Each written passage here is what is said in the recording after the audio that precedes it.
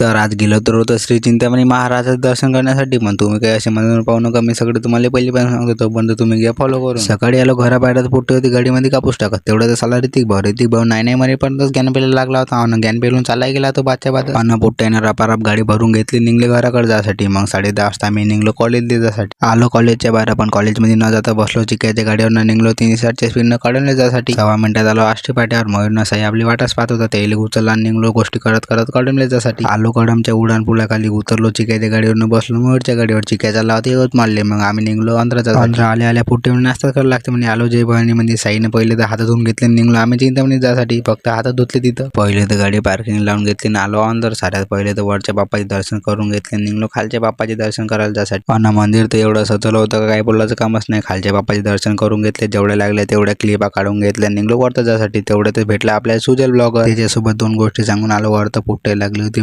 25-25 वाल्या, 3 चिट्टे फाडल्यानं आलो अंदर. 6 मिनिटात टाटाला पहिले तर जेवण करून घेतलं आणि मग आलो आम्ही बाहेर. काढली मयूरनं गाडी, निघलो चिंतामणीतून. तेवढ्यात साई म्हणे आपल्याला केळ पण घ्यायचे आहे म्हणे. आलो केळच्या दुकानावर, तिथून केळ घेणं झाल्यावर आलो इकडे पेट्रोल टाकायला. पेट्रोल टाकलं, निघलो घराकडे जासाठी. पण घरी न जाता आलो इकडे रिटाच्या मारतीवर. पहिले तर तिथे दर्शन करून घेतले. आज तर पुढे आम्ही देवदर्शन करून घेतो काय का. दर्शन दिन करून निघलो कोट्याला जासाठी. आलो कोट्यामध्ये साईला दिलं घरी सोडून, आम्ही निघलो मग घराकडे जासाठी. यायला बाबा निघलो वावरात जासाठी. आलो वावरामध्ये काही गाडीमध्ये टाइमपास केला आणि मग आलो इकडे काटुडण्यासाठी. रपारप गाठुडे आणले, गाडीमध्ये टाकून दिले. बाहेर निघल्या घराकडे जासाठी. मग रपारप गाडीमध्ये गाठुडे टाकून घेतले, मग आम्ही पण निघलो घराकडे जासाठी. तर पुट्टे आजच्यासाठी एवढंच. उद्या